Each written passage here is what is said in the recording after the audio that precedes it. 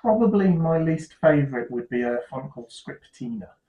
Um, but it kind of applies to a lot of fonts in that ilk because when you try and do script fonts, handwritten fonts, they often fall foul of the same problems time and time again because when I write something, my writing is awful. But when you write something, it has a certain character to it because of the way that the letters link together, and that looks legitimate and it looks real and it looks honest and it kind of works. When you use the script fonts, there's often a legibility issue, there's a bit of a fakeness to it because it never looks real.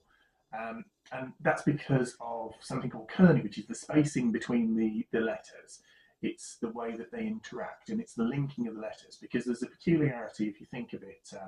Like to me, if you do an E finishes at the bottom, whereas an S starts at the top.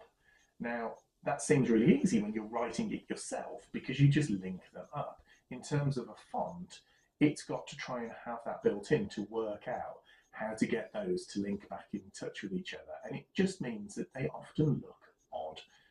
So really, that would probably be my least favourite sort of font or groupings of fonts.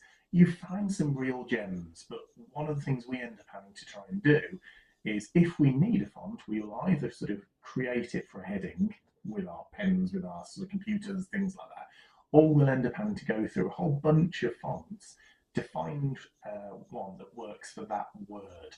Because as silly as it sounds, with certain letters sitting next to each other, some work great, some really look awful. So yeah, that's probably the worst one. You can make them work fantastically, but you have to be really, really careful, and often they tend to look a bit ropey. There you go.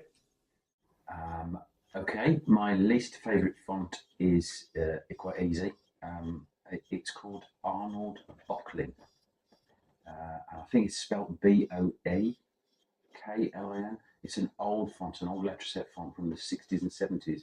It is truly disgusting.